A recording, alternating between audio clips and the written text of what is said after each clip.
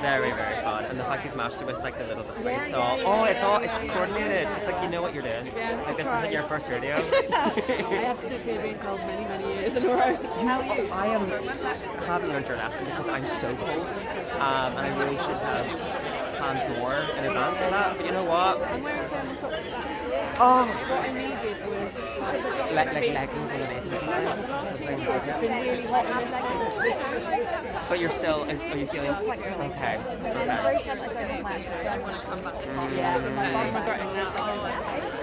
Listen, it's... The last couple of years, it's been really hot. Really? Yeah. Really? Yeah. You look really hot. Should be better than hot. Yeah, I feel like I'm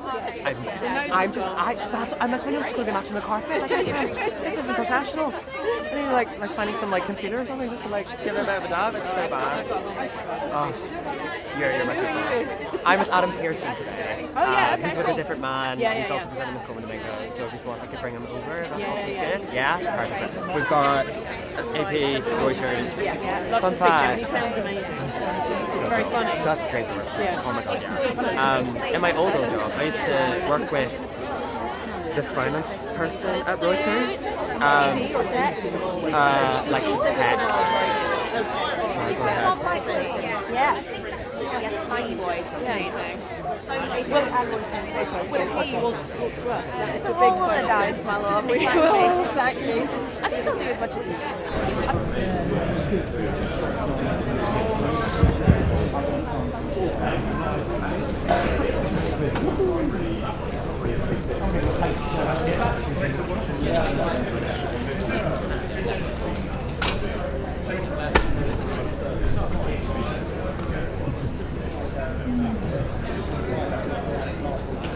Please don't be doing that all the time because you're going to send me off.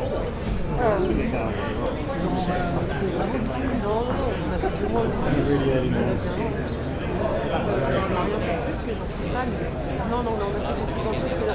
Was it just a sausage?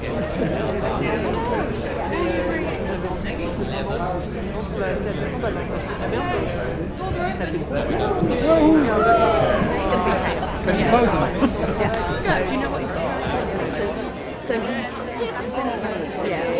obviously also with the Wild Roses. Yeah. And then I think he's got a film coming out, Studio Canal soon actually. Okay. Life of Chuck. So yeah, there's a few. No, that's all right. A lot going on. Yeah. You try and look up anything about him, and it just says anything. I need to know about Star Wars and nothing else. Yeah. All right. Well, we'll come to you if we can. Brilliant. Thank you.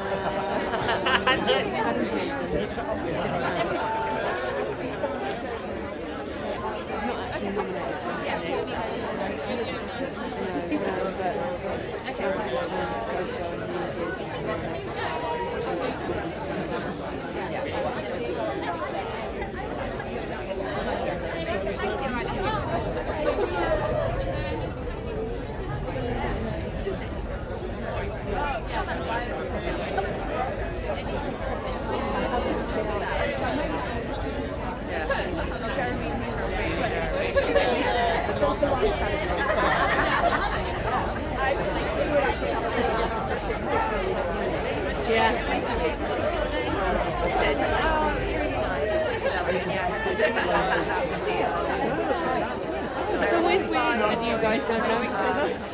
Yeah, I don't. She's like,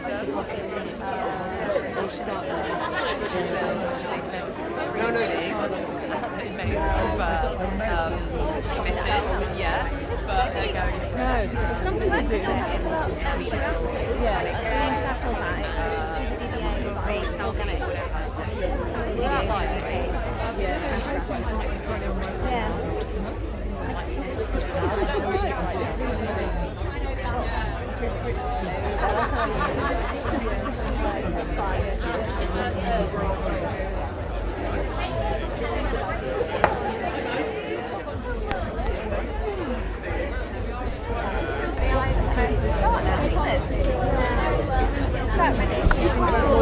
Hello, this is Reuters. We're live at the BAFTA red carpet, year 2025. Calm before the storm.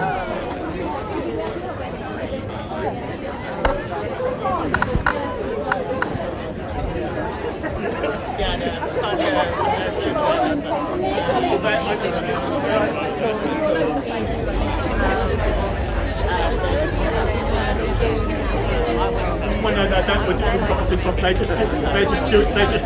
just doing the kind of chatting themselves, and then I'll do the interviews and I'll carry on chatting stuff.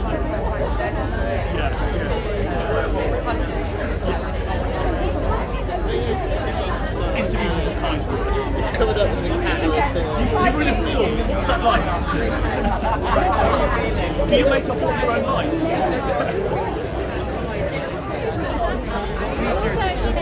Do you think anyone familiar Paris will stop? But they just know that everyone has to ask. Christina from Tapestry. How are you doing? Nice to see you. Lovely. You know what? I didn't even think. I just thought, it's really something. Sorry, I'm on an interview with Bill Potter.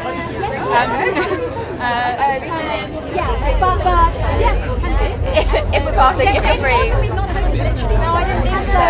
You should be here like 2:33ish. Yeah. Okay, perfect. Thank you. See you later. I said she should be. One bad thing about this suit, I really wish I had pockets. Thank you. Just to put my hand in your pocket because I'm cold. That's really nice.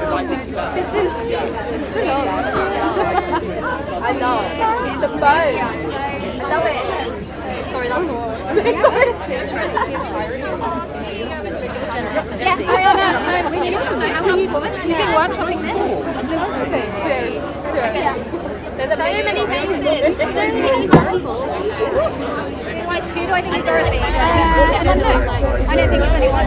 I think it's someone new. Yeah. Let's go from the back.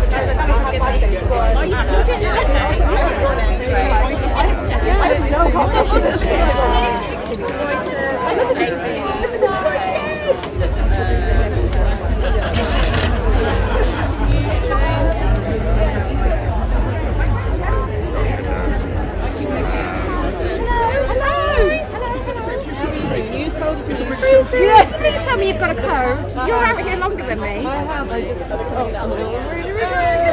it back on. I've only just come down. They're going to come in this way.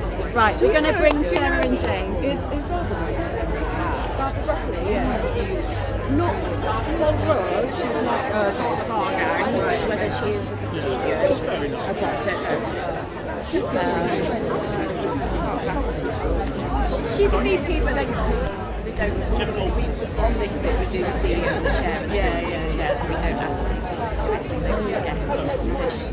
So I don't know. So yeah, I think it'll depend on the studio. Right, I'm going to get these ladies around this way then. All right.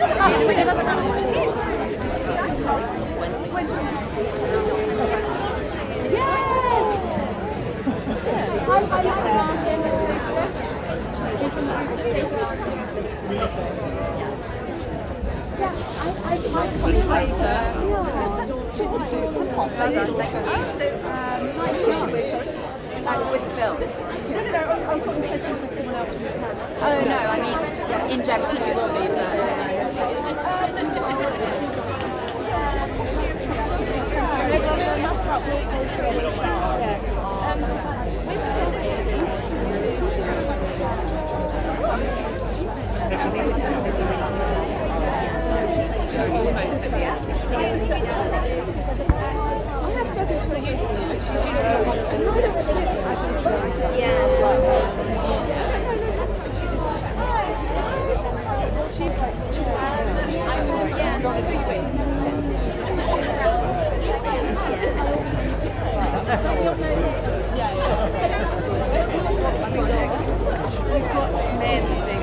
Do a conclave when they announce barbecue. I think they should shoot like Olive. I'm offering to give away Also, she's so she's so over my shit.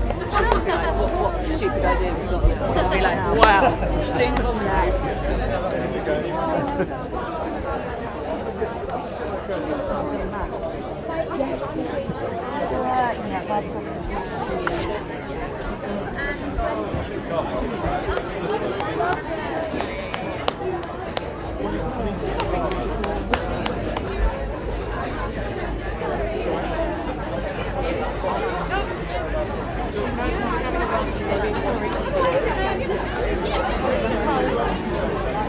Somebody else here, then obviously.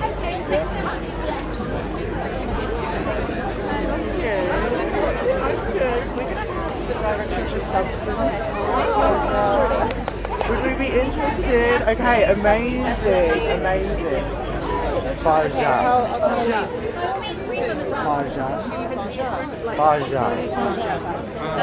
Yeah? Okay, Hello again. Listen, it's the season for fiery jackets. Let's take a minute and look at it open. Thank you. Yes?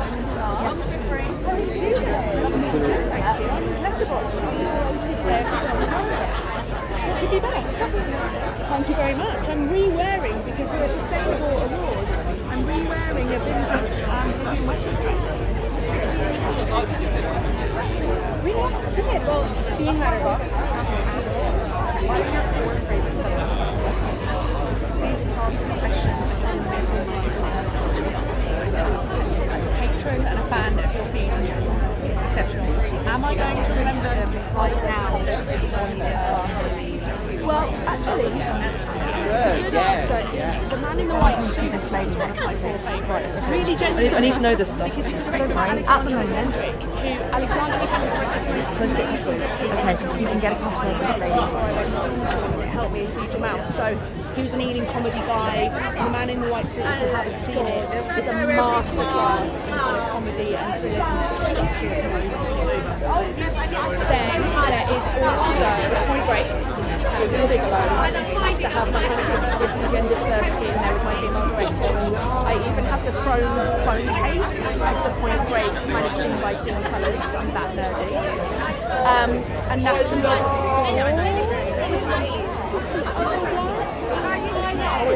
directing is that's just lived rent-free in my head since I saw it 4 years ago.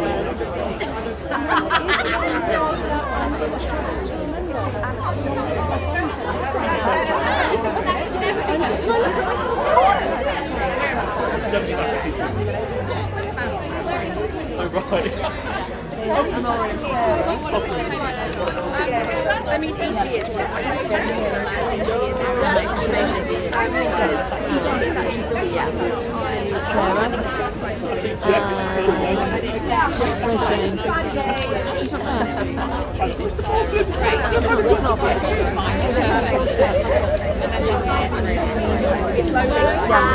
Oh, hello, I'm very well. How are you? Feel free to take it. I've done so much. So it's only because I was telling when I was so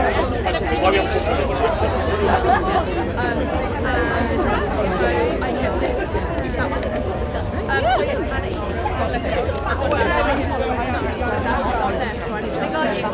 We're going to have there's too many amazing people here, so I left it. I'm going to say E.T. All our people are in park. Going!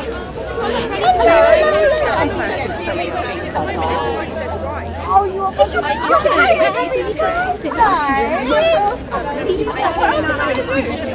Can we watch again?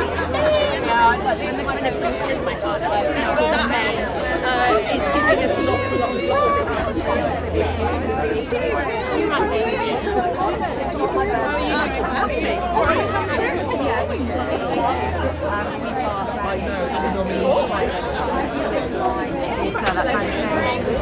Hello, bring it over.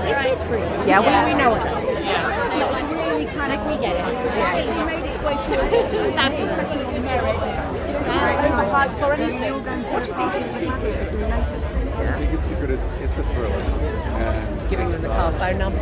it's not a message to me. It's not.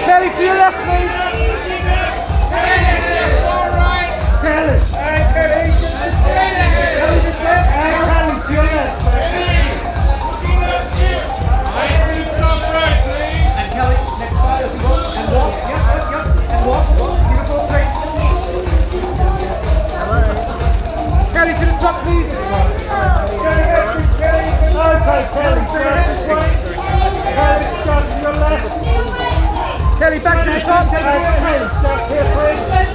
Kelly, no, smile through your legs, please. Kelly, Kelly, listen up. Over the shoulder if you want.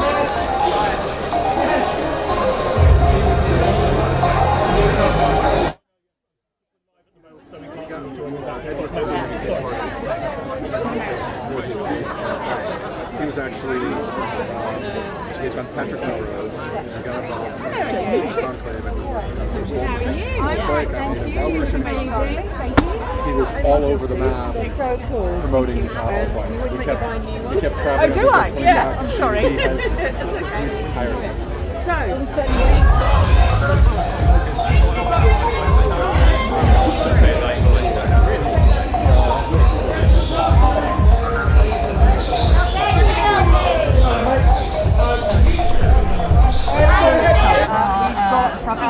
Sure. I'm Michael Jackman, producer of Conclave. I mean, congratulations. And then you are leading the way. The fastest. How does that feel today? Oh, it's embarrassing. So exciting. I mean, 12 nominations, a lot of nominations. And what I love about it is it sort of touches all the crafts and talent and skills that were needed to make this movie what it is. And so I love that recognition for all of our people, costume and production design and cinematography and editing, and just wonderful. And of course the acting. I mean, we're here in the UK. We'll see. This could be the night for Rafe to pick up. I hope so. Actor. I would love that. Yeah, when you were making this, did you kind of know that you were onto something pretty special? You know, yes. You never know, though, whether it's going to strike a chord with the public, either commercially or artistically. You just don't know, no matter how great the ingredients. But we had the original book by Robert Harris, then we had a phenomenal screenplay by Peter Strawn, who had done Tinker Tailor Soldier Spy.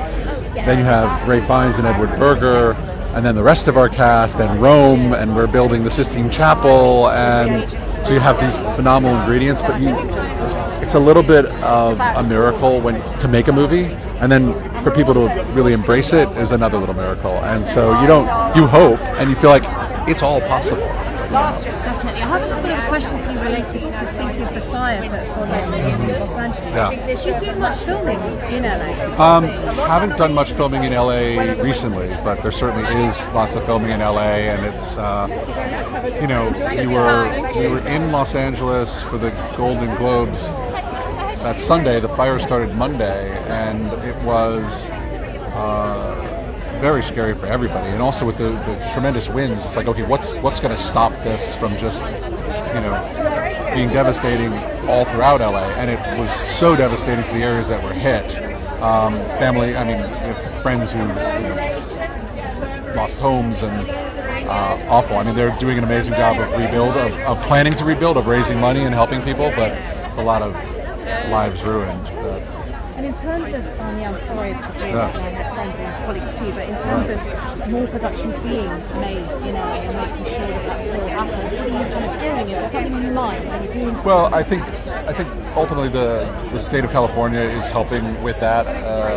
in general, this stuff turns on a dime, right? Where you shoot a movie is so much about, you know, the money you have to shoot the movie. So we look all over the world, honestly, to shoot for where there's tax credits or funding or less expensive places that you could shoot. And then California has a tax credit, and they're just increasing their tax credit, and they're adding money to it, and those things really help. Plus, you know, it is nice to stay home. I live in New York, but it's nice for many people, for LA-based producers and actors and directors, to stay home once in a while.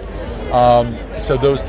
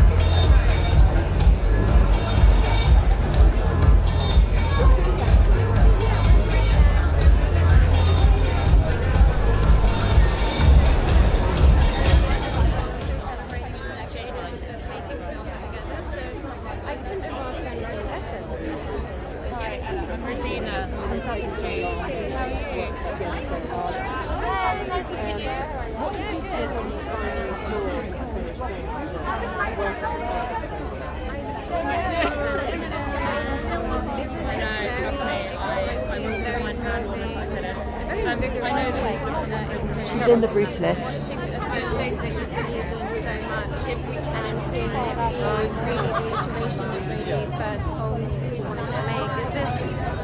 The sense of elation was huge.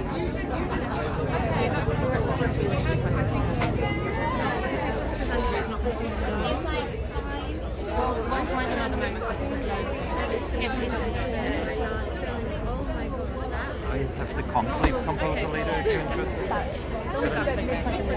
No, I'll make sure there's no one around. The kids use, and it was a lot more. It was more of a language show. What's in it? It was quite impressive. But it was really fun, and I was Hello. Do you want to talk to Gwendolyn Christie? No, she's a presenter.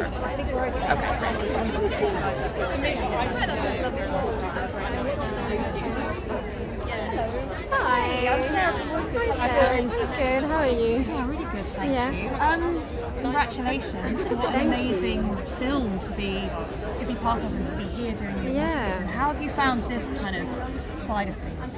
It's really exciting. We work really hard to make films, you know, that are independent, that are of this scope, and it's just really fantastic to be recognized and to be doing it with some of my best friends that I've known for 10 years, and it's just that feeling of real joy, and I'm way more relaxed than I think I should be, but but you know, it is a real celebration. Exactly. Yeah, definitely, and you know, just incredible artwork. I know. Getting people to talk about and think about your projects. What do you think you learned from working alongside, you know, Adrian Brody and Guy Pearce and people like that? You know what? They were so incredible. I think their kindness and their dedication to the film was really inspiring, and it's a reminder that you can be kind and you can be great at your job. I think there's this sort of myth around tyranny being productive, but I think the opposite is true. A quick question, thinking about the fires that happened in Los Angeles, how important is it to keep productions being made? So important. I was in LA at the time when it happened, and it was really devastating. I think it's such a strong community of filmmakers there that most people who live there work within the film industry. So to keep them going, to make sure that they can rebuild their lives means that they also need to work, and I think that sense of making sure they are supported and surrounded is what I like best about the BAFTAs is that it is a celebration of outfit, and why was this the right thing to wear? So important. This is Louis Vuitton by Nicolas Guesquier, and it was very, it was sort of the perfect dress for my character and I to meet in the middle of it. She's very glamorous, she likes an occasion, and so I thought, well, this feels not too shabby. Thank you. What I also love about BAFTA is that it supports so many great charitable organisations or outreach programs, and this is about nurturing. Nice to see you. And your career. Hi. This is an exciting Whoa, isn't it? Yes. It's a little chilly. Absolutely. For anybody, we're live streaming at the moment as well. For anybody who's looking forward to tonight's show. Excellent. Welcome. They can look forward to an evening that nobody can call, I think. You know, some years it feels like there's one or two big hitters that have kind of pulled out ahead. This year, I think, of the 42 nominated films, every single one of them could be a winner, and that's what makes it exciting, I think. Exciting too, maybe that we have some musicals. Yeah, horror. 3 horror films, and you know, animation and comedies, and yes, and those huge, big societal sort of epic commentary pieces like Brutalist, and then very, very intimate portraits like Hard Truths. So real variety. It's such a mix, isn't it? Definitely. And of course, because we're here in the UK, we've got the best British films yep. as well. It might do. I was hypnotised, so I couldn't remember being the biggest surprise, perhaps, or to kind of like come through. I just wondered if we could talk a little bit about that category and that movie. I think it's really important for us to have Best British Film. It kind of widens the range of films that we're able to honour and also encourage people to go and watch. And it's great to see the variety in that. You know, again, you've got Kneecap, you've got Outrun, you've got Bird, the Andrew Arnold film. There's such a variety in there. And it maybe, hopefully, gets people into those cinemas, you know, onto the streaming services or wherever and watching those films. Yeah, definitely. And finally, we talked about it before actually, but of course the fires that happen here. Yeah. Our friends, our colleagues in America, and I think what will there be tonight, maybe? Yes, a little bit, yes. I'm a pianist. We would want to say that we are, you know, we stand with our colleagues and our friends, many of whom are BAFTA members in LA. Well, not now. And we stand in awe at their resilience as they begin to rebuild. And most importantly, we're also very grateful for those from the California community who have been able to come and join us tonight, and we really and truly welcome them. Well, I mean, the most Thank you guys. Thank director you. that loves music. Great fuel for that. I remind oneself how lucky I am to how lucky we all are to be here to celebrate art. We are blessed.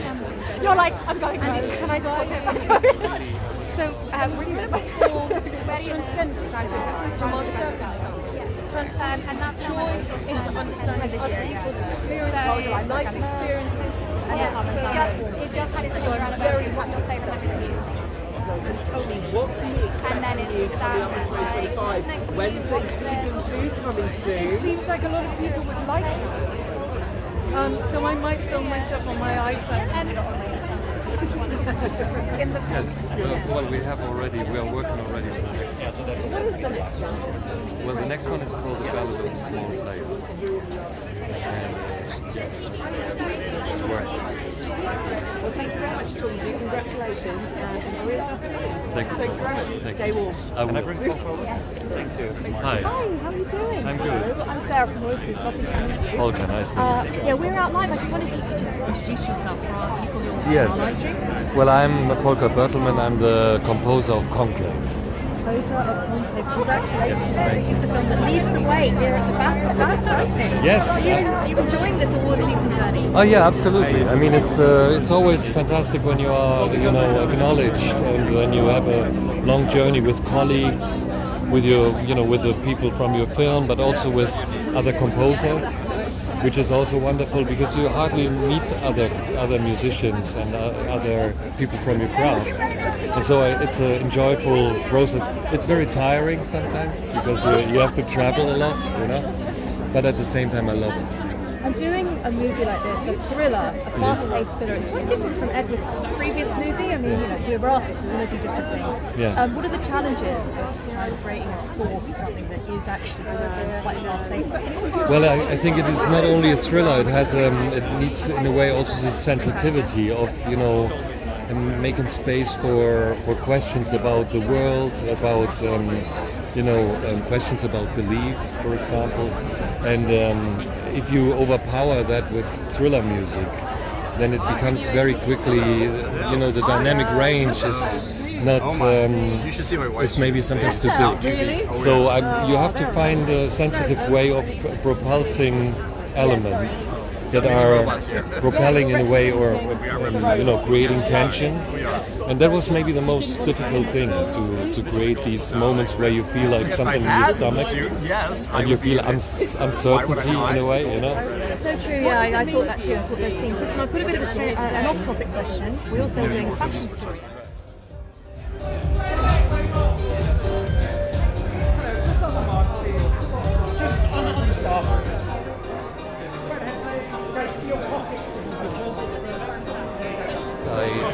I felt I wanted to, because I'm a musician and I'm wearing normally when I'm on stage, I'm having a lot of, let's say, more casual clothes that are a little bit in a different shape.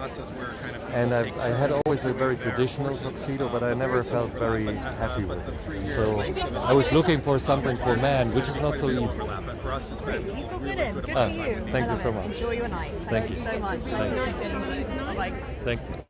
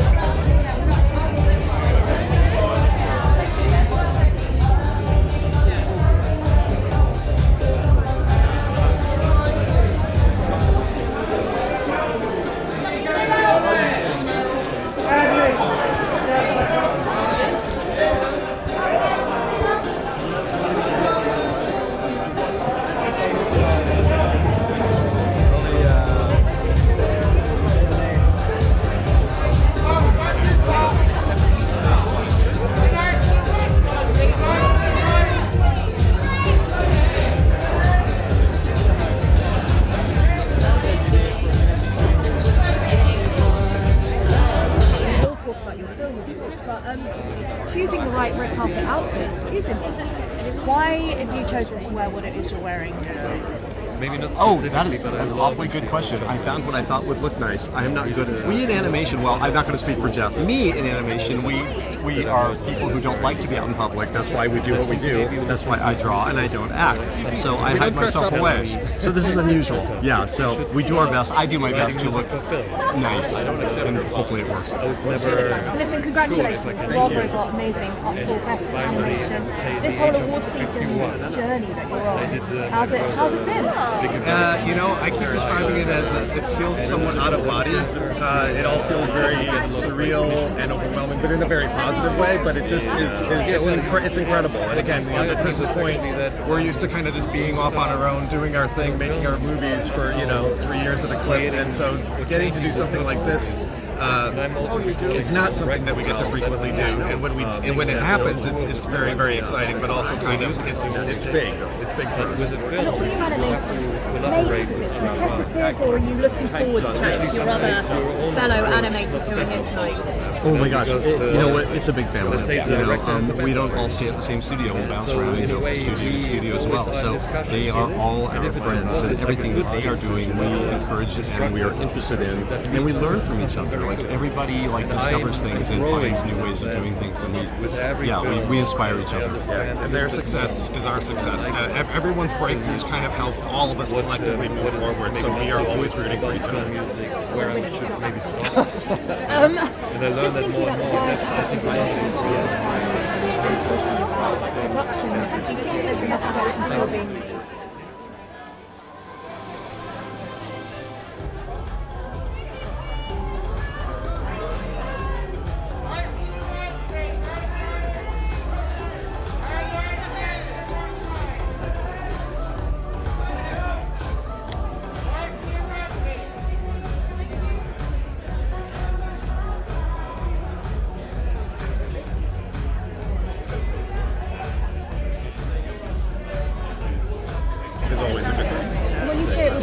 film? Do you mean just wasn't enough being made in LA, or people going it's too expensive? I think it's a complicated issue, right? And I think a lot of it, a lot of the issues pertain to budgets and finances and affordability and that kind of thing. Okay. Well, I just wondered if you had a take also in terms of like thinking about having more production in Los Angeles or making it more affordable or whatever. Is that something that's important? Well, I'm not the producer, so I don't know the answer is as good as he does. I think there's a lot of animation in Los Angeles, and so having enough to keep everybody there busy would be ideal. We are really well adapted to doing things remotely. Some of our development artists were in France, and some of our story artists were in San Francisco and Santa Barbara and places like that. So it's the nature of it means we can work with artists if they are remote. So it's a little bit of both, but I think that having Los Angeles be a robust place for animation always, I think, would be the goal for sure. Guys, thank you so much. Thank you so much. Thank you. Thank you.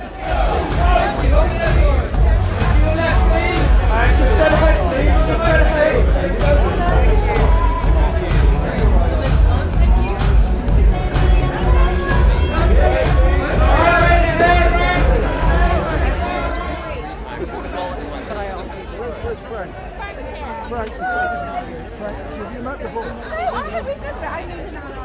love this man.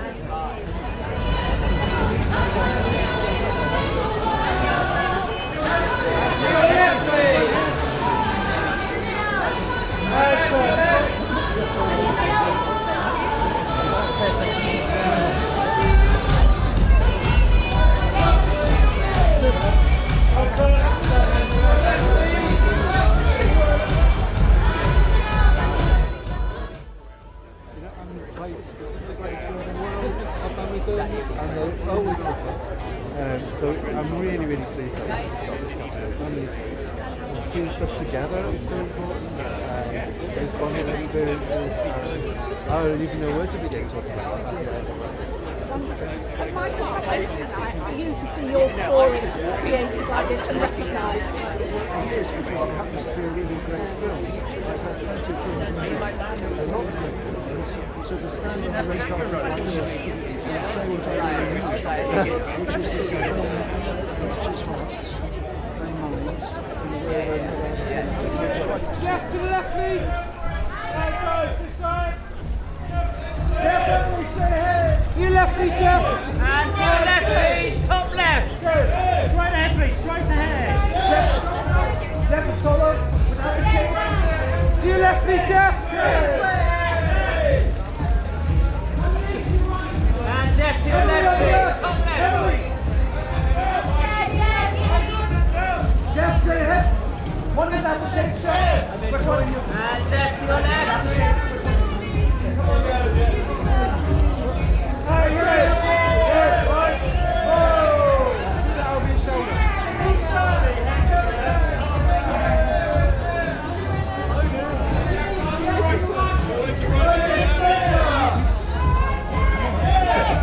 Jeff, to your left, please. Center.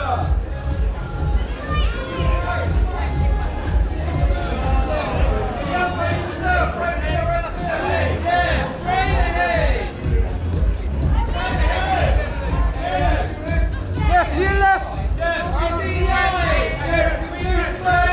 See the eye. Jeff, to your left. Jeff, to your left. It's one or the other, really. Don't do it. We'll do more.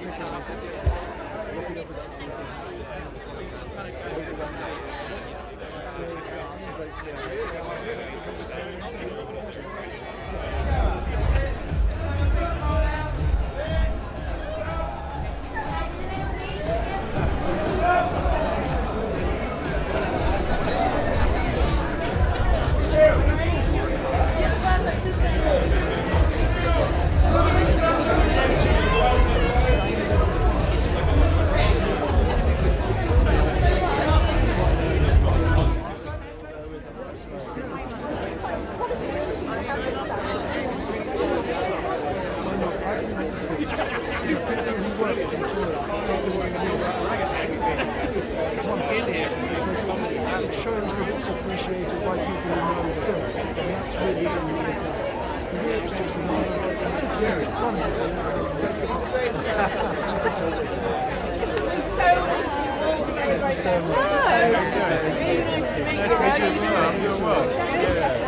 I've already met Mustard and Tim from Wild Robot. Oh, nice. Oh, Chris and Jeff, yeah. Yeah, and they've got amazing shoes. Oh, yes. Oh, really? Oh, yeah, especially Chris. Chris always has really fun shoes on. Yeah. But I'm like... My shoes are a little more basic, you know? To the left. Just down the bottom. And right here.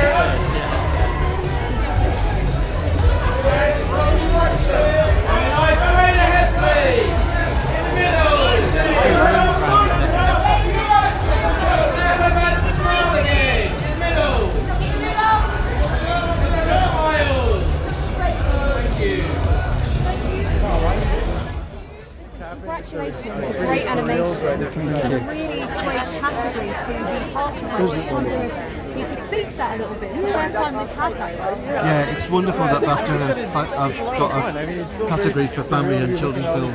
It's such an important part of the industry, and it so gets left out at award ceremonies. So fantastic to put that front and centre, especially now after what children have been through these last few years with the pandemic and all that stuff, and say, let's celebrate this. So what a thrill to be one of the first nominees. Totally. And could you just tell us a little bit about the theme of this animation and why? Yeah, you good laughs and like there's just so much love in our group. It feels like this familiar. There are many themes running through it, but the two main ones, I suppose, that I've been working with lots of other people on a project all my life, which introduces young people to the countryside, to nature, because I believe the connection with nature is so important to them in all sorts of ways, whether it's their mental well-being or whether it's their understanding of the world about them and the conservation of the forest. This film connects a young person to that story. It's about a young boy, an urban boy who doesn't really give much about that. He meets a man on an island who is living in the middle of a paradise, and the child is introduced to this, taken by the hand and guided through. And by the time you finish the story, he's part of it. And that's what we want all our children to feel, part of the world about them. So there's that. The other thing that's so important, just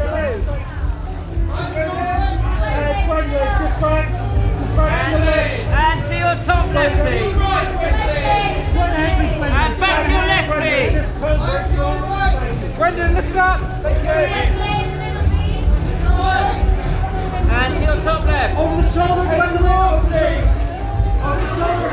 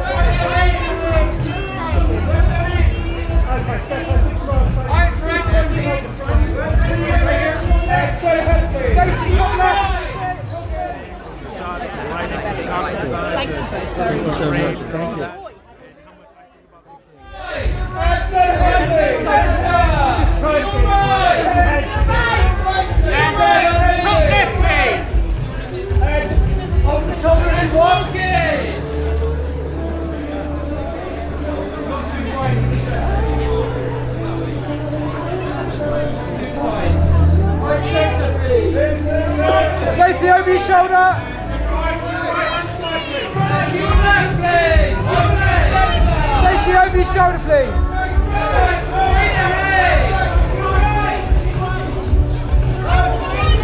And then to your left, please.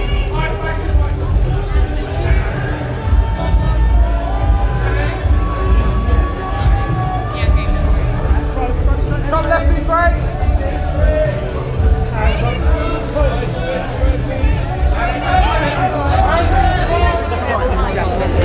All time. Oh man, that's a tough one. I feel like the one that popped in my head was Succession. I think it's more recent, but it's pretty amazing. That or Breaking Bad. Good. Howard Stern, I appreciate that. Also, great person to go. Still bad.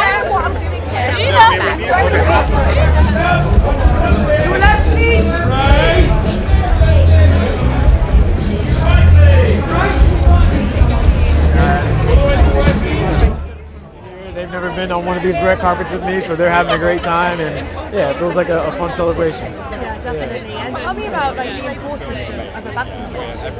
It means so much as I feel like the quality of what's celebrated at this awards is so high, and it's something that I've always had so much respect for anybody that's nominated in these spaces, especially in my category, and so to be nominated as a composer for the BAFTA is just, it means a lot. Tell me about your incredible outfits. Yeah, I think when it comes to what to wear to the BAFTAs, how do you decide? I had help. My stylist Wendy and Nicole picked this out for me, so they're amazing, and it's Xenia, and it's always fun for them to help me figure out what to wear. And we always try to find some way with the Wild Robot to include something kind of natural. So I have these cufflinks that are these little floral moments, and every piece I've been wearing has some sort of like floral element. So yeah, I always find it fun to have something interesting like architecturally and all that, just to be able to have some sort of expression with what I'm wearing. Yes, yeah, of course.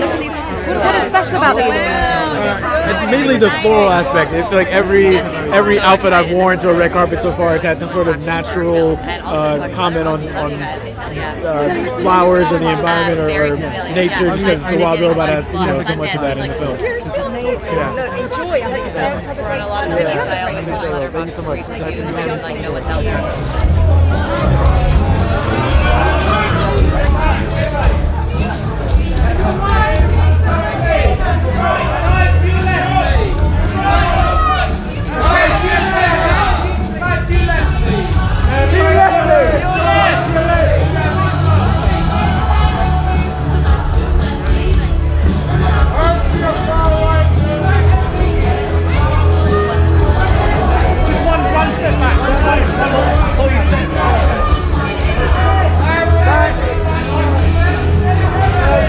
Top left, please.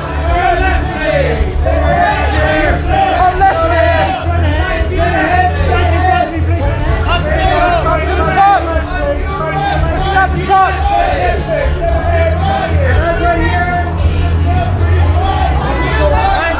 Top left. Top left. Over the shoulder. And up to the top. Top left.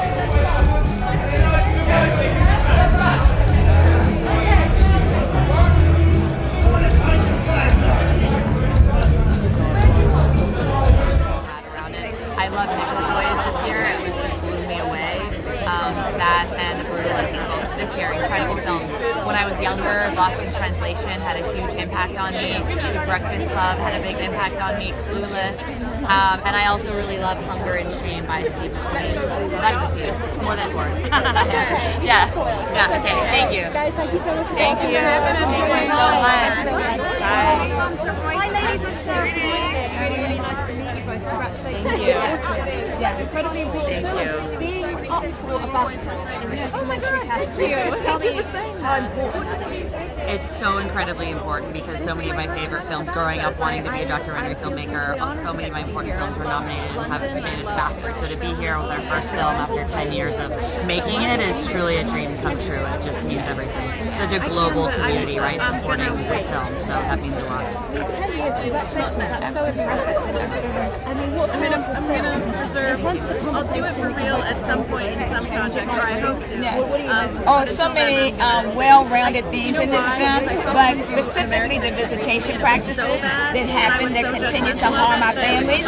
Is that a visibility, hopefully, will make people think about how we're voting, what we should vote for, and what we should no longer stand for when it comes to making sure that we strengthen and connect our families. Because this should not be something that children specifically should not have the right to hug their families, touch them, and continue to have parents parent from the inside. And I believe too that the visibility around our impact campaign would allow us to be able to make those changes and to continue to expand our program that we do.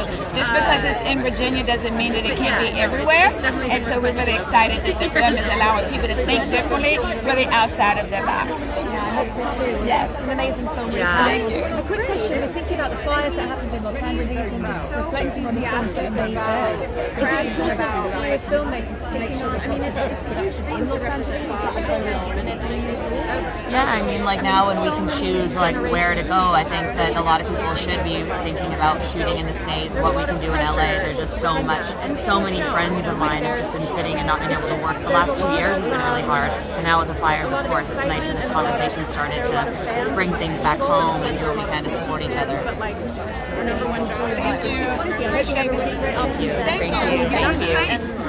And he does a great job getting people to theaters, and that's miraculous for me. I get to kind of like right beside me, let him do it. Yeah, I just stand in a dress and smile. Thank you very much. Lovely meeting you.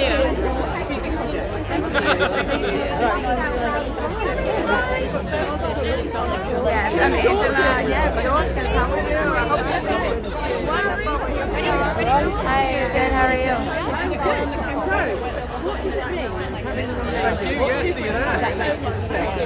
Visibility. You know, now more eyes are on an issue that needs to be solved. There has been long overdue. So if I just answer, I'm really excited about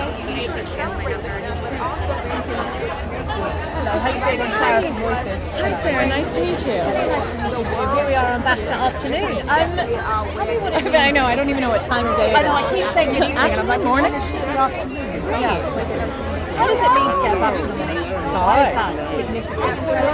I mean, our film, I'm so incredibly proud of our film. I think everyone was just through the roof with excitement when we were nominated. And I'm so excited for Timothy and Ed. Their nominations are so well deserved. And as is Ariane's and Yessie, our casting director. I'm so proud of everyone who worked on this film. Just thinking about the variety of films this year, there are a few musicals. I mean, this isn't, and your film isn't a musical, but it is about music. Yeah. I think that's maybe a scene changer. And I just wanted to be there for support. Yeah, well, I mean, I think it's such an exciting moment for women in film. I think those categories this year have been incredibly competitive and deservedly so. And I think it's also just really wonderful that so many of those performances also had a music component to them. I was talking with Ariana and Zoe the other night as part of a Q&A thing, and we were all just like speaking in admiration of each other and all the work that we all did with, singing and some of us dancing or playing instruments, and I think it's just a wonderful year for everyone to have exhibited all that they can do and learn to do new things. Yeah, definitely. And we were big like fan before. Was this a bit of a sort of education in terms of the female talent that were in it too? Yeah, I mean, I knew his songs, I knew Joan's songs as well, but I wasn't a dedicated fan by any stretch, and this film was an education in all of what they did, not just musically, but in terms of their activism, and particularly Joan's. I mean, she has had an incredibly full life of just doing so many important things in the world, and so it was just an honor to learn about her and take on this role. Absolutely, and you look incredible. I'm asking everyone, male, female, in terms of choosing your BAFTA outfit. Yeah. Why is this the right one? How difficult is that to decide what's right? Oh, it's so difficult. Every I mean, every award show is like a whole journey in decision making. But I love the team at Armani, and I saw these on the carpet, and my stylist and I were sending each other screenshots, and then within a matter of days, this was in my room for me to try on, and I kind of couldn't believe it. It's a beautiful couture dress, and beautiful Bulgari jewelry, and I mean, everyone's been very supportive of me in wearing that. So it's like in the Netflix, but no, it feels amazing. good. The 4-3 are Thank you. Nice meeting you. If you told me it was the middle of the night, I'd believe you. Thank you. Resonate because it really is about family connection at its core, and also the power of like young girls and their imagination there.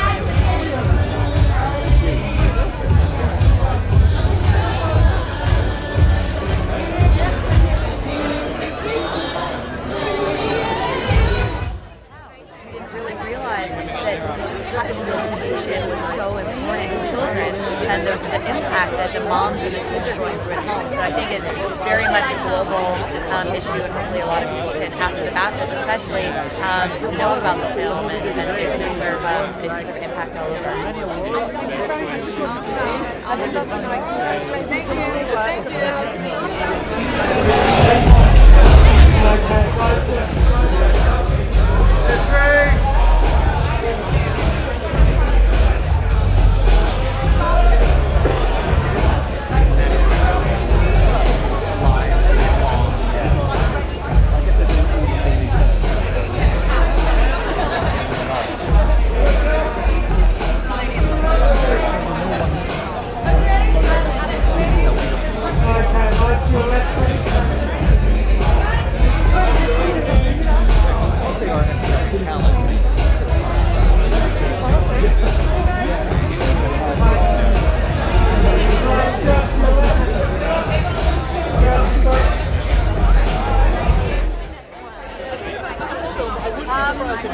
My next one, I just said it in another interview, but Goodbye Lenin.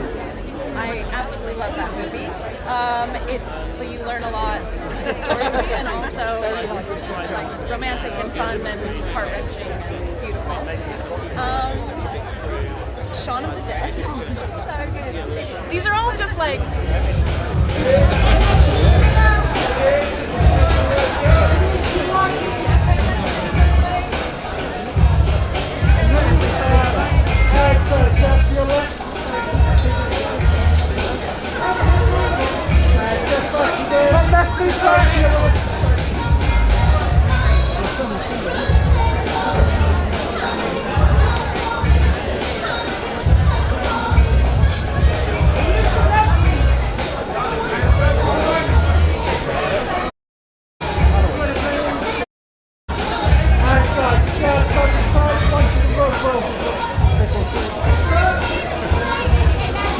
behind me when you said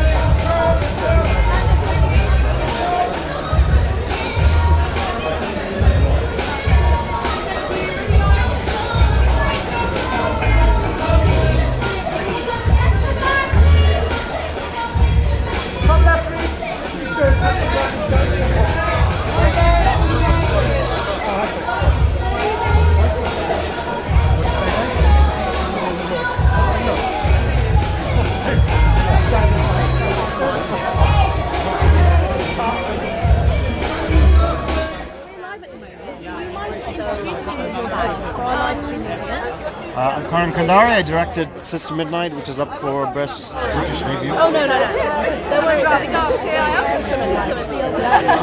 In the flesh. I mean, this is a great category because I don't have the time to obsessively rewatch anything right now. I'm just constantly watching. I mean, it feels a little unreal, but it's a great feeling they took 10 years to get this made, so it's a nice flagpost on the journey to see it getting accepted and I remember I obsessively watched Finding Nemo for a while. themes of this feel good. I can believe it. Actually, at BAFTA, charade. Why was that important to tell a story? Yes, the film is set in India, and we both are originally from India, but I don't think the film is Indian. I think the film is very universal. I actually have like a list, it's just and it about started with outlaws, watching really. people I think we're all films. I started this outlaws. list, and then it got so I think it's very important to just of my favorite movies. accept yourself as an outlaw, which is why I think the film is important. Yeah, and it's like the post. Yeah, but I haven't even done it yet. I haven't on my There's phone. a problem. Like, But I just have a note list of like tons of films that I know that I want to talk about, and just screenshot that. Wow, that's a big question. I hope it, when it cuts to black and it gets to the end, I hope people can get the same amount of, the sense I get from listening to like a Ramones song, where I felt less alone in the world. There's like some other weirdos out there like me. So hopefully the film can impart something similar to That's so true. It does though. When you see yourself on the screen, or when I was young, I really loved. Art's a two-way mirror, so On a lighter note, can I ask why you decided on the outfit you've got on? Was it a hard decision? I'm asking, what are you wearing? And I think I tend to sort of function like I'm living in another time, and I kind of wish I was making films in the 70s, so that's what answers that. Can I ask about what you're wearing and why you chose on screen and their My beautiful stylist, Rosie, she chose it. I've just delivered a baby a month ago, so I have a baby brain. Don't ask me the names. I'm literally like so sorry, but yeah, it's all my song. You don't mind giving that look? She does not look like something. Top left, please.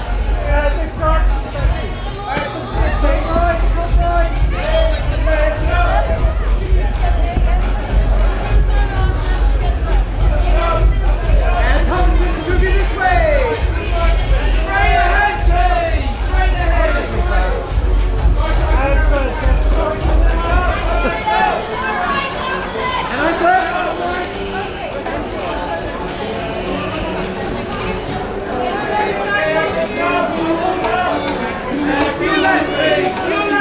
Person to your left, please. Over the shoulder, Thompson. Thompson over the left shoulder.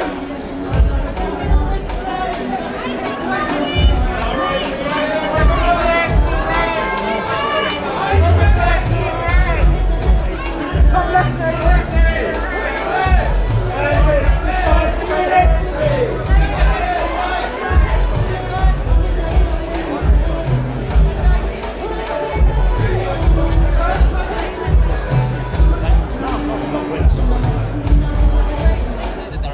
short film Adios. I'm Natalie, choreography co-writer.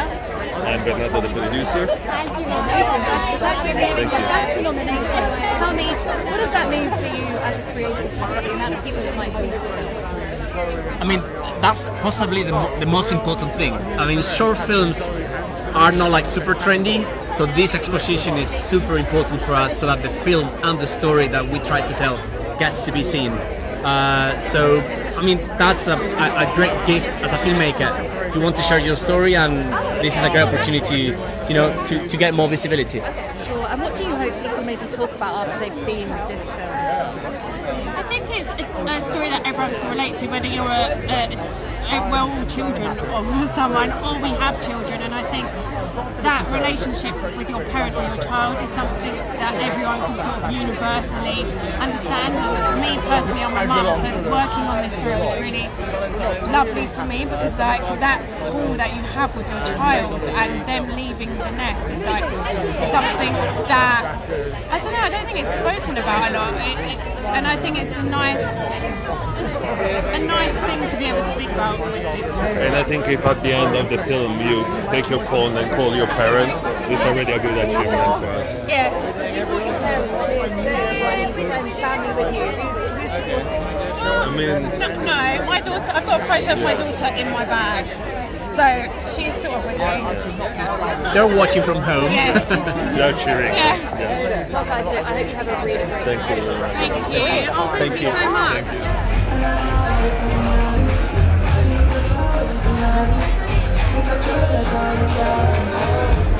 Like this, I like it.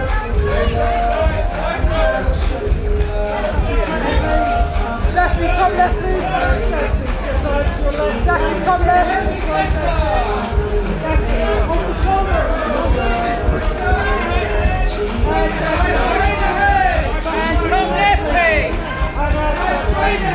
Top left.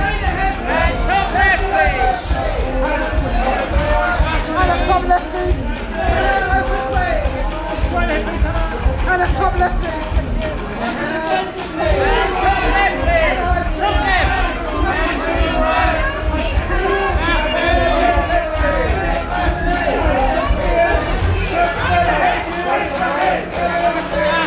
Over the shoulder if you want.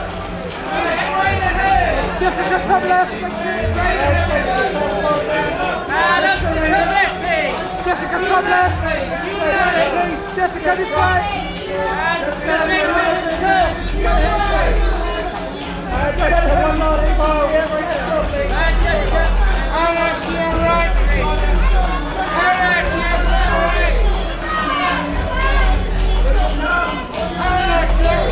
Top left, next. Straight ahead.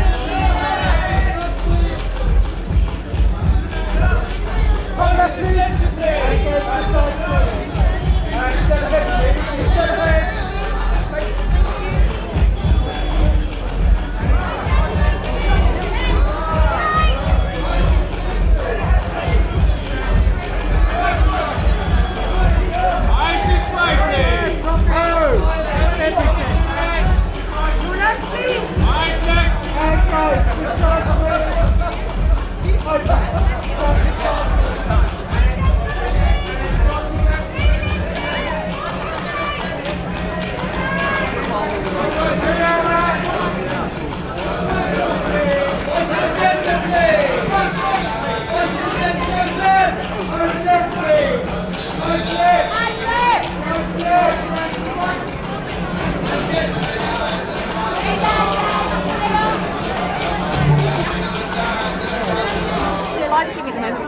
Introduce yourself to everyone who's watching. Oh, yeah, sure. Hi, I'm Miranda. I'm the director of the short film Now. My name's Shonier. I am the producer of the BAFTA-nominated short film. Remember that. Yes. Exactly. Congratulations. Thanks for the nomination. I mean, it's a huge deal. What does it mean to you guys as filmmakers to be on that nominee list? I mean, yeah, it's an honour, it's a privilege, it's all of the amazing adjectives in the world. It's so exciting. I think, we went to National Film and Television School, so it's a student-made film. So, this time last year we were at film school, and now we're at the BAFTA, so it's like incredibly surreal, and it's a real kind of full circle moment because, we would watch the films that are in the short film category and just try and get a ticket so we can get into the building. And we're on the red carpet, so it's like, we're pretty much living our wildest dreams, Yeah, that's amazing. What do you hope people talk about when they've seen the film? I would hope that people might walk away and think something unexpected about the nature of, I suppose especially like addiction, but also like grief, loss and recovery and healing. But especially addiction actually, just because I think there's so many representations that tend to end in like overdose and death, and I'd like to think what we've got is something that ends with a bit of hope. For what many people see as a very hopeless situation. Finally, who are you hoping to chat to tonight and maybe hoping to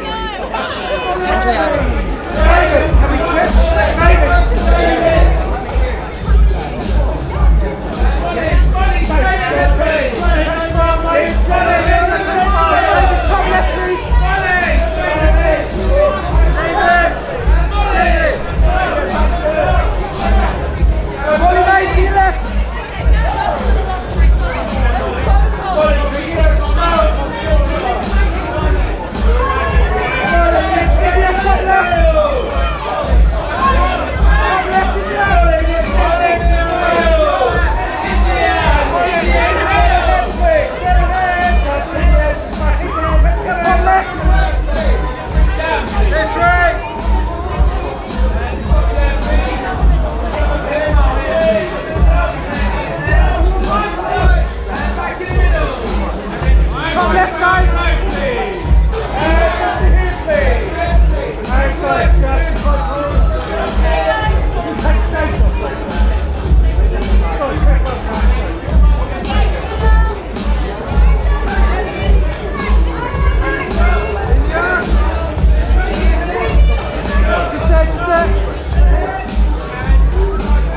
please. Top left.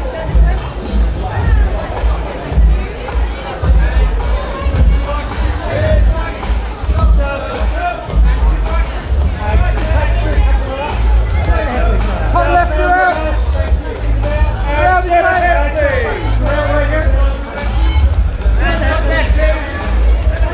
In front of you, please. Out to the right.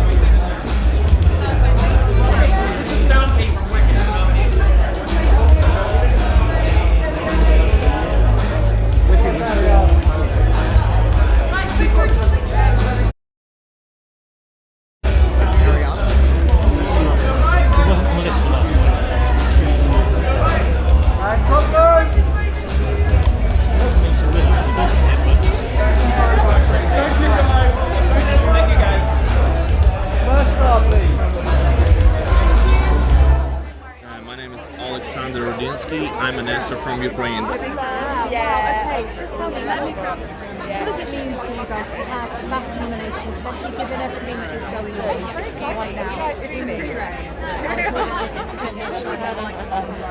I mean, the BAFTA nomination is an incredible recognition for our entire team. I'm grateful for Alexandra, I'm grateful for Hader, our producer, grateful for the entire team that they've made this film possible in the first place.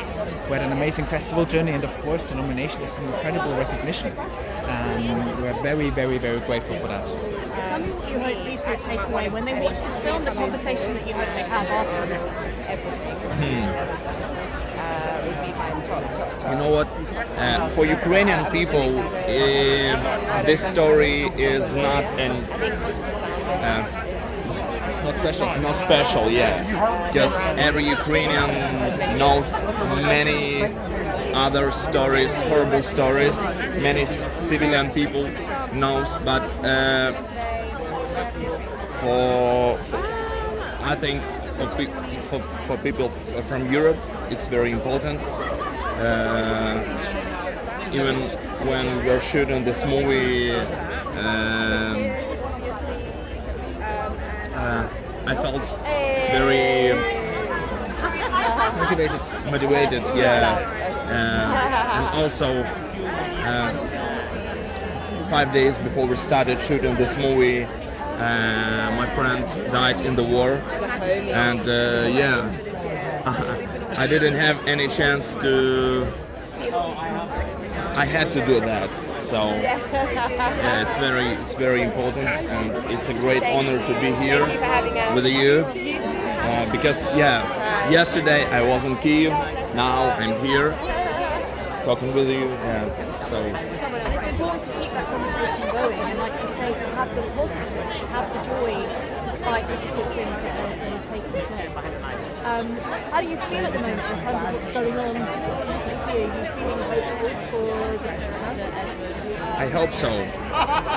I have no idea what the fuck is going on now at this moment, but I hope we can. I'm sure Ukrainian people are very strong, yeah, and we'll see. Fingers crossed, and I hope everything will be good. Thank you. Thank you. Have a nice day.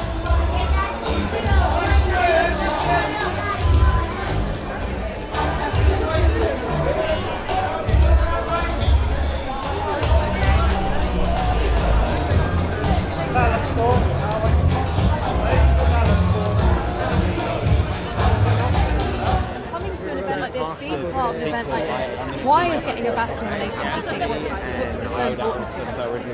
Well, I think it's sort of like a validation, isn't it? When you get nominated, it means that you're legit and that you're sort of like in the upper echelon of what you do. And everyone loves an accolade now and again, obviously, don't they? So, yeah. And it gets you talking about films and things. What are the films that you're most excited by? This year I thought The Apprentice was remarkable. Sebastian Stan's my guy. I thought Wicked was just delightfully charming. And I think Nosferatu is a complete and utter masterpiece in how to make film and make your audience feel incredibly uncomfortable at the same time. Yeah, definitely. Listen, thank you very much. Enjoy your afternoon. Thank you very much. You too. It's really nice talking to you. You too. Thank you.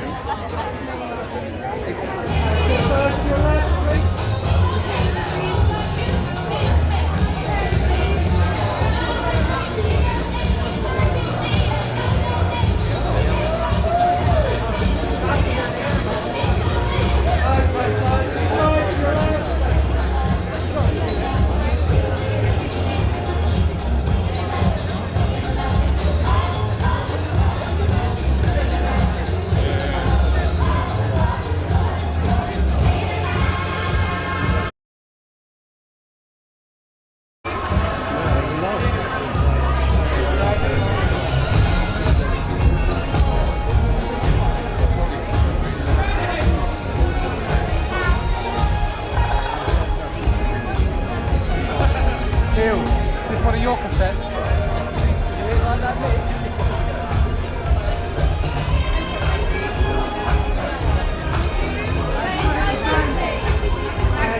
Top left, please, James. James, top left, please. James, up to the top. James, top left.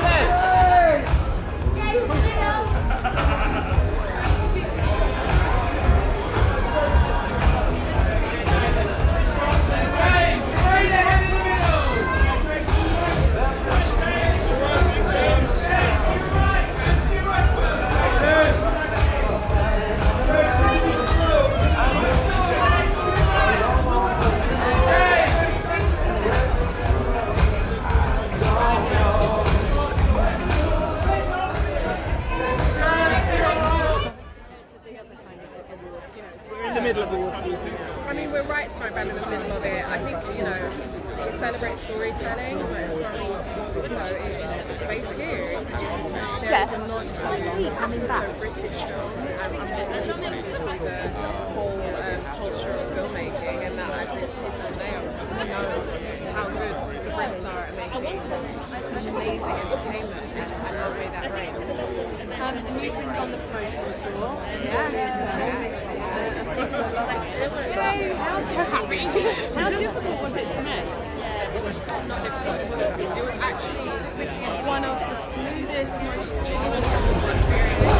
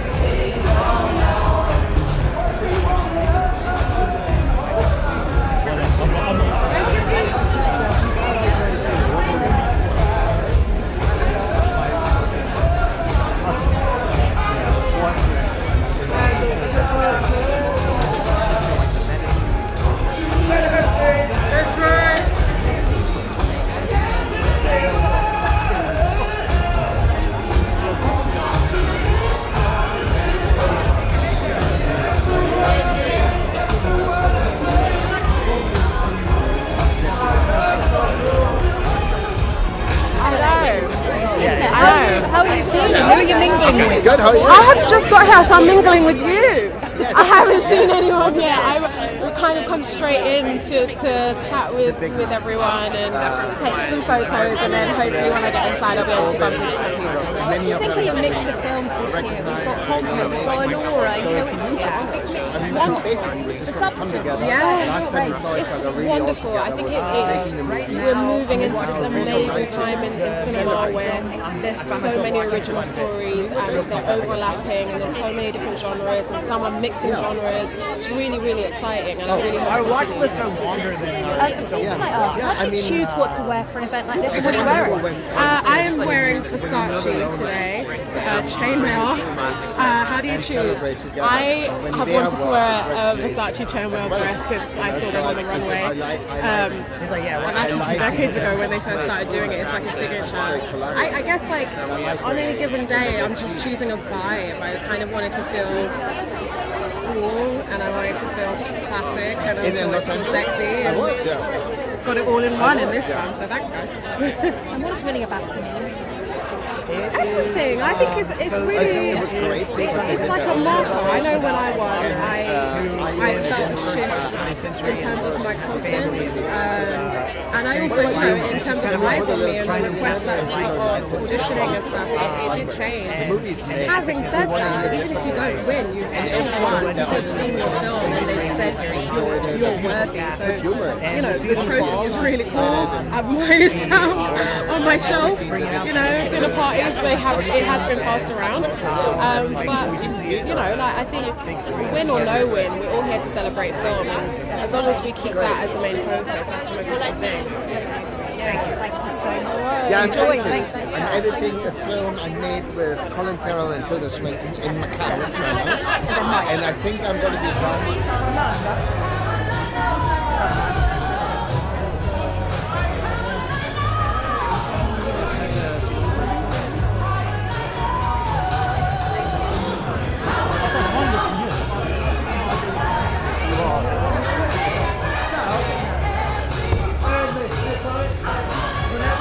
Fernanda, top left, please.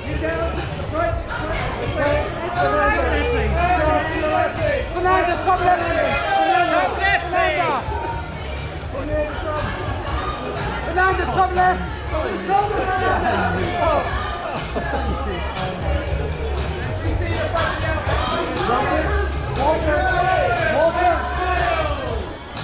Fernanda, to your left, please.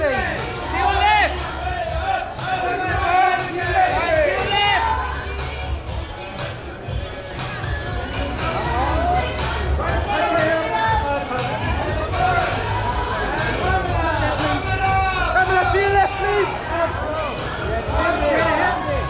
Top left, please.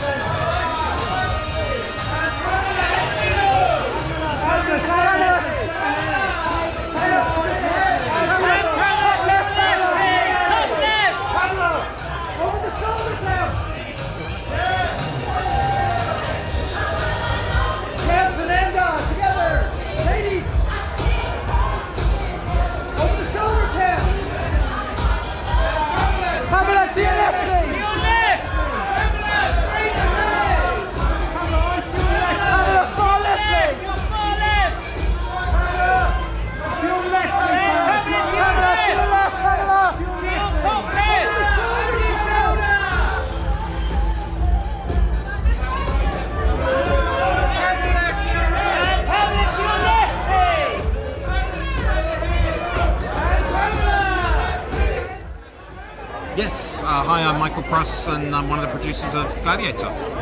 Gladiator 2.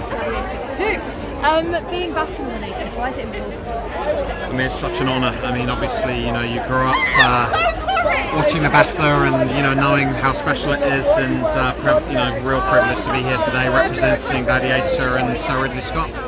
Being such an enormous movie as that, as a producer, I mean, you just got post-it notes all over the walls. How are you keeping it together for you? I have post-it notes under my pillow, you know, in the mirrors in my bedroom, everywhere, and you know, I write on my hands in red pen all the time. But no, you know, it's a lot of attention to detail. Obviously, when you have a boss like Ridley Scott, who is so specific, has a vision, been around for as long as he has, it actually does make a producer's life quite easy, because there is a list of things you do and you just get them done for him. Thank you so much. Enjoy your weekend. Thank you very much. Pleasure. Thank you, Sarah. Thank you.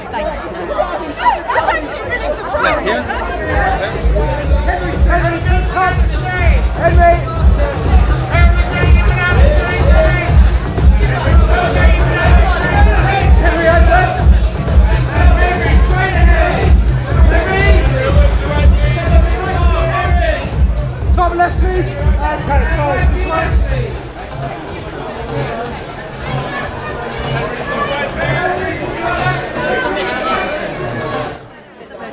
Sure. Of course, you've been a winner before, all quite on the Western Front, you know, and now you're back here. How are you feeling in terms of confidence?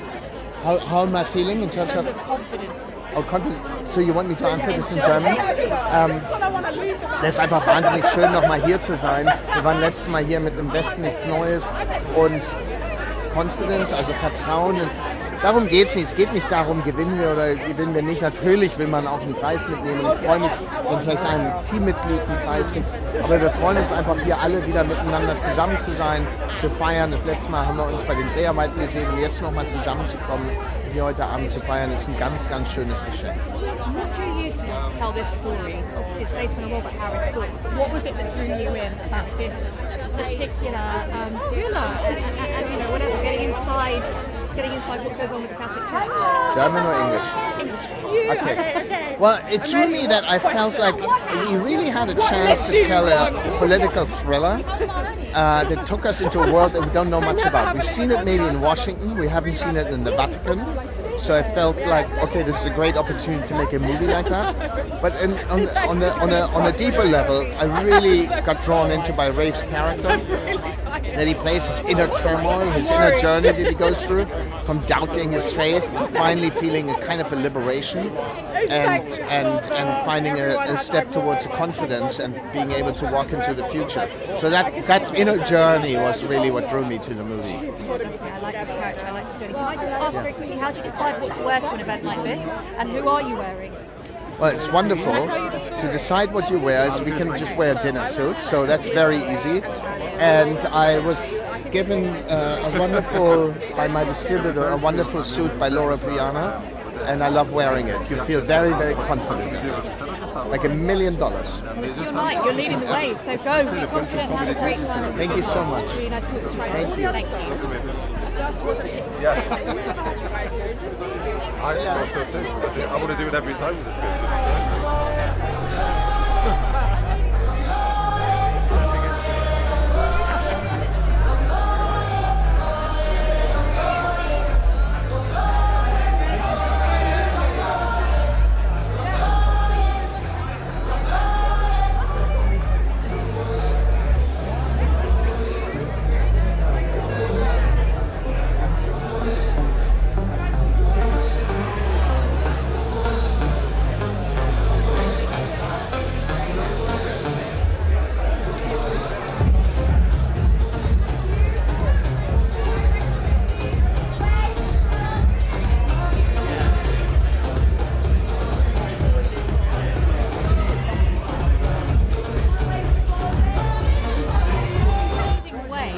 Every time people say that, I get nervous. It's going to go horribly wrong. You should be feeling great. I wonder how it feels. It feels wonderful. I do feel nervous. I think it's because it's the home crowd and it's my sort of film community, as it were. That also makes it feel very special and very lovely. Do you know what though? When you saw this movie finish and you got to see it up on the big screen, was it everything you hoped it would be? I mean, I always loved the project, and it was a really happy experience from the beginning for me. But you never know how it's going to work with an audience, So that was a wonderful feeling, seeing it with a big audience for the first time, hearing the laughter for the first time, feeling them get into it, Yeah, that was special.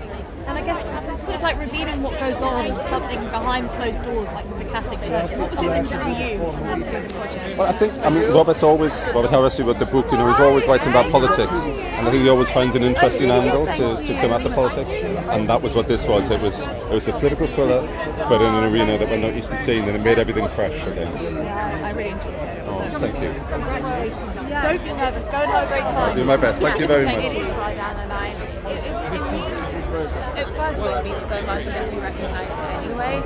But I think for Amy specifically, it means so much because it was scary. I was afraid of how it was going to go down, and I and I think it's hard to gauge sometimes how to feel. So to have this, I guess, kind of tie it up as well, and it has, like as I say, it's been a long time. So if this is like the last red carpet I do for Back to Black, it's a pretty good one. You know, it's a really good one. Yeah. And how did you deal with like reviews and stuff like that? Because these days everything seems to be a bit polarized. Yeah, I mean, it's important to me to focus on the job at hand for viewers, like to promote the film and talk about it in a way that I feel is authentic to my perspective on why we were there and why we're doing it. I think it was more for me.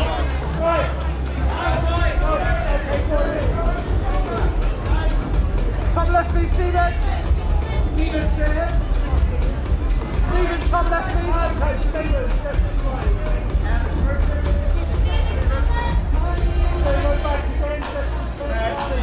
Stephen, top left, please.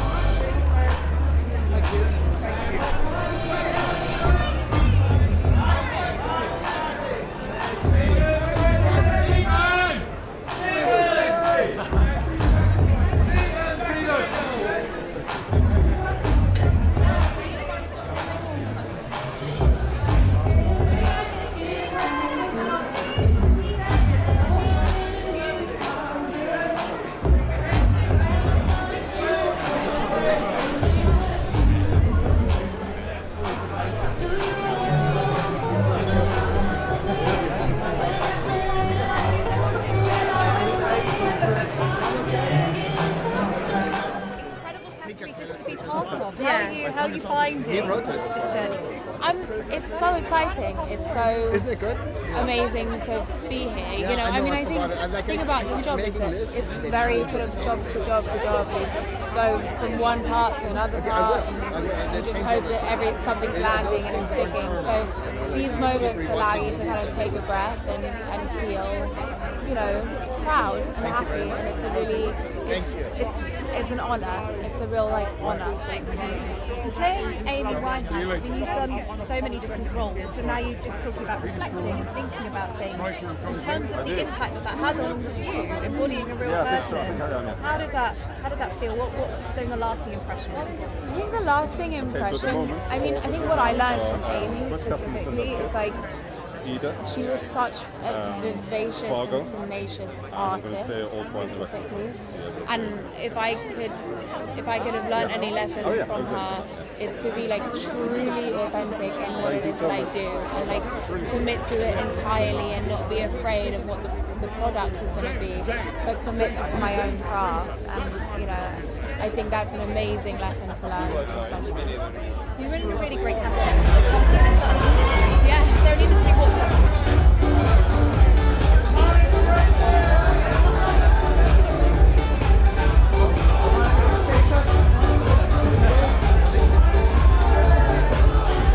Top left, Monica.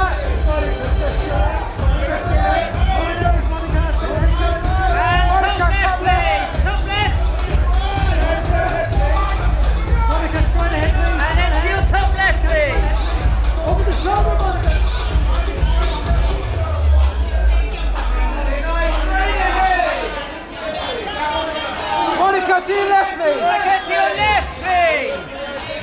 Monica, to your left.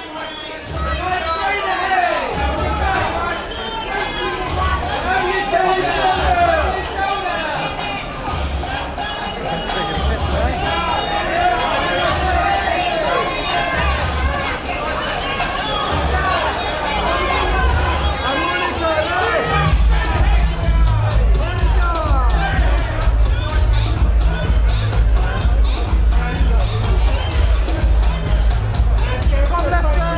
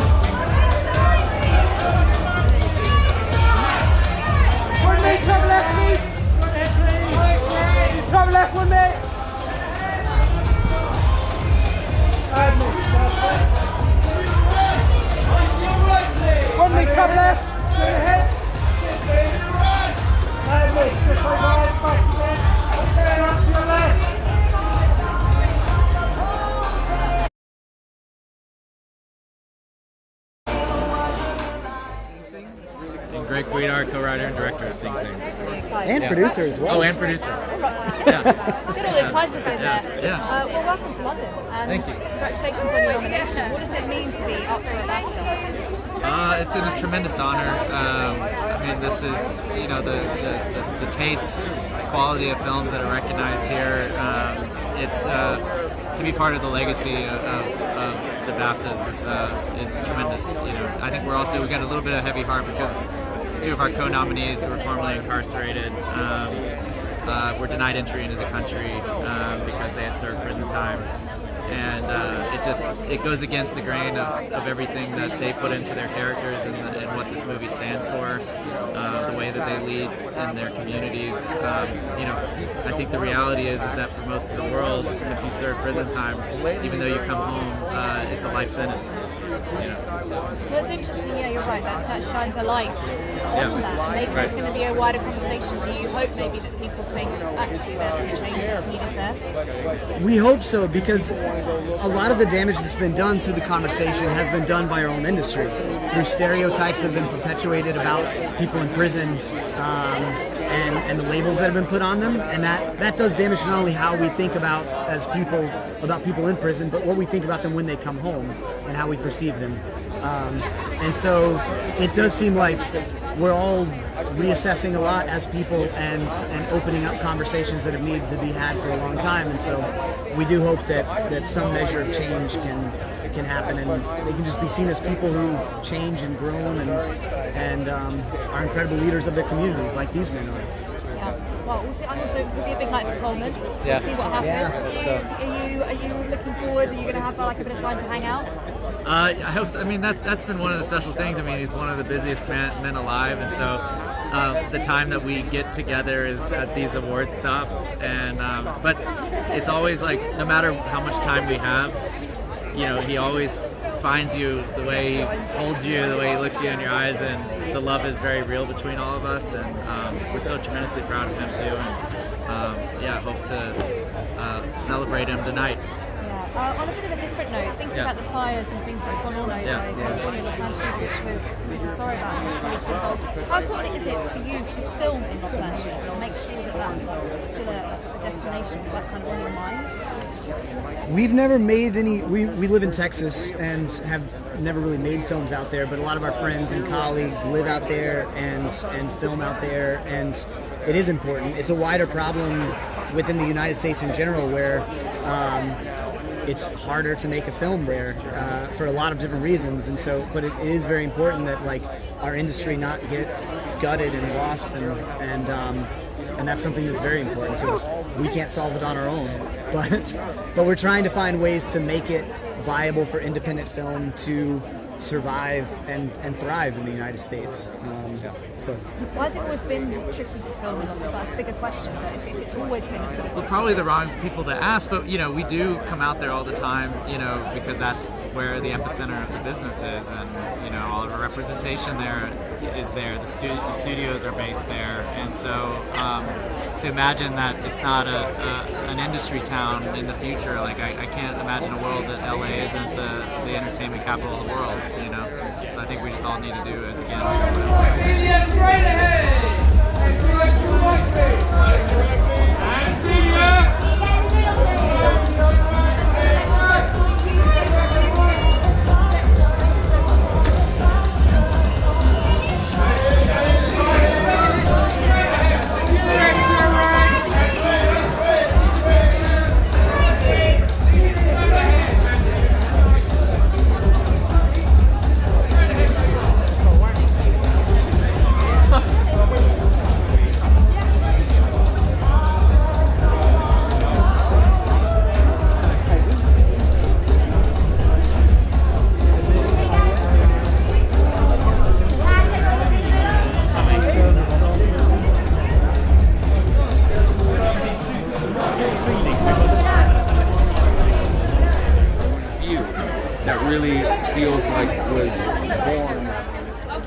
In the 80s, and that Roy Cohn really ushered into the sort of the zeitgeist that we're still experiencing. I think if we're looking at him now and the things that he's doing and how he's denying reality.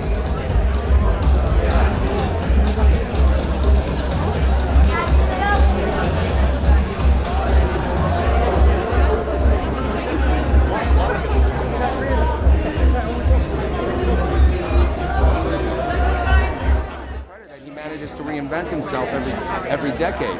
But the agenda of fear, the agenda of retribution, revenge, that's not what helps humanity. That's not what creates growth and connection between people. It's very divisive.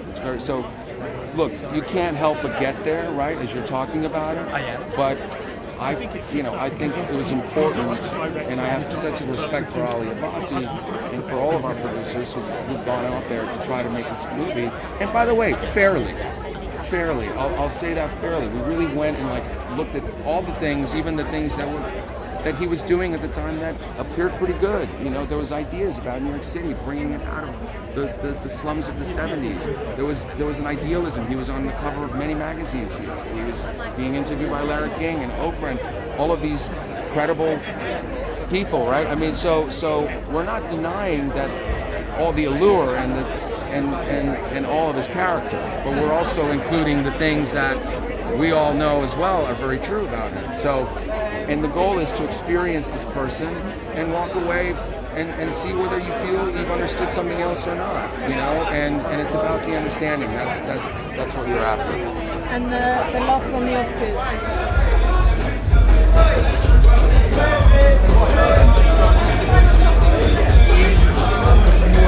Not to keep it the same, to work on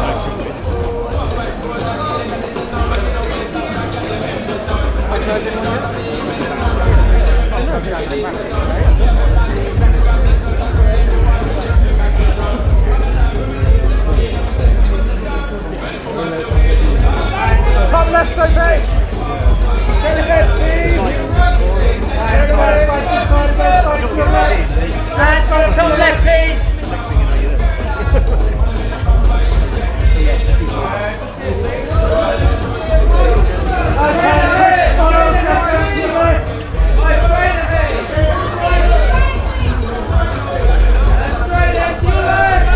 Top left side.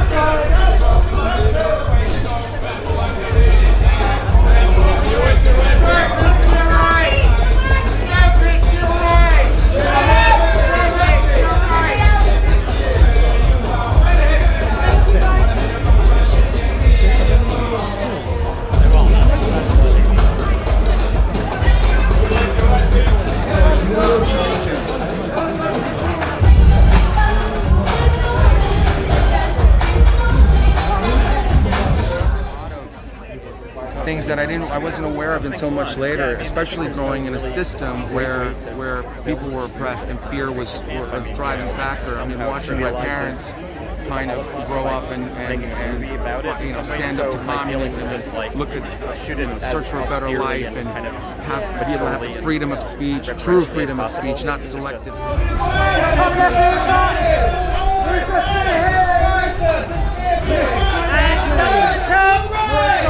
Marissa, top left, thank you. Marissa, two sides again, two sides again. And then up to the top, please.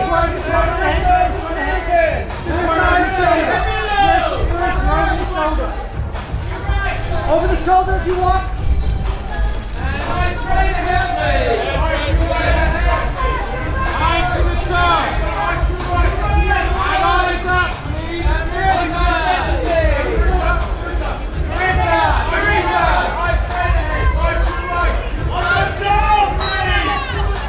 To your left, Marissa! Over the shoulder, Marissa!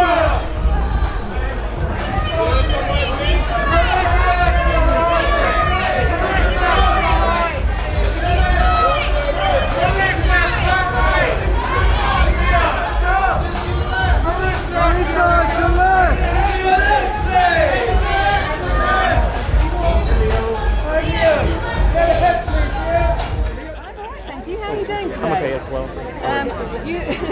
You're one of the most beloved people on the award season this year. I was wondering, are you aware of this? No, why? Because you're so nice. Everybody's like, you're so nice. You're so friendly. You think of your, you put thought into your answers and. Oh, that's so you nice. seem to be enjoying it a little bit. Is there an easier way to do it? I don't know. Oh, I'd rather put slightly less thought. And I don't know. No, I don't know. I thank you. That's very nice of you to say. I feel very lucky to be here. I'm not, this is all more than anybody expected. Certainly from my life and skill set, but also from this movie, which was like a modest movie. So I'm all playing with house money. Amazing. You're not coming with me?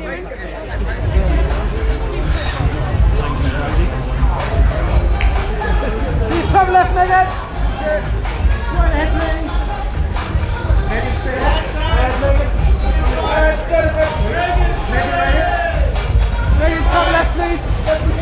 Megan, that smile. Top left, please, Megan. Megan, straight ahead. Over the shoulders, you walk. Okay. Right, straight ahead, please. Right, please. Megan, to your left, please. Megan, this way. Top left, Megan. Right to the top row. Over the shoulder, Megan.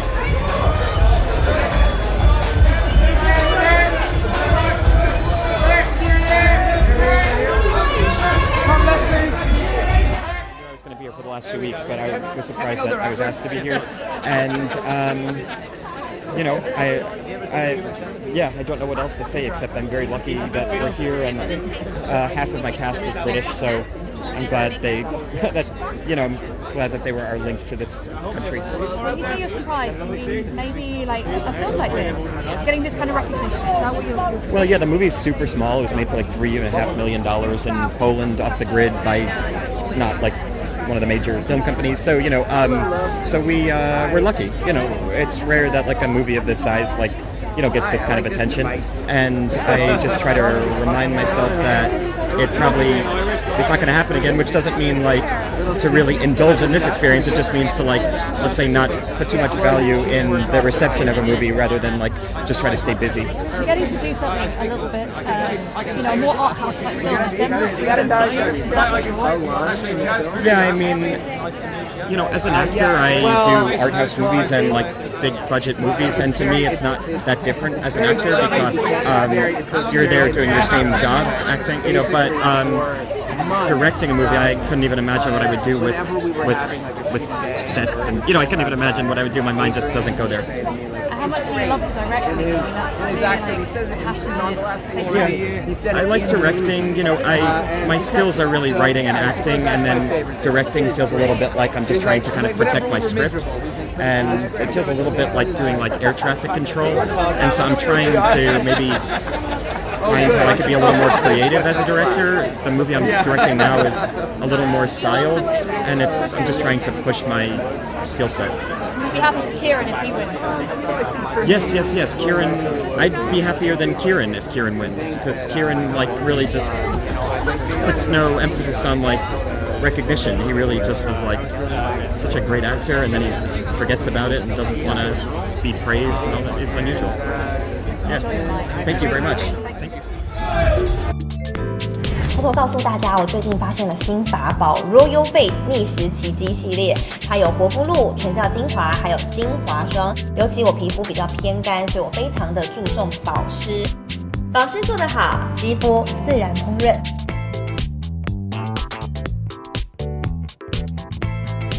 提亮肤色更年轻，抚平皱纹超有感，而且气色变好。用心保养，每天都更美一点。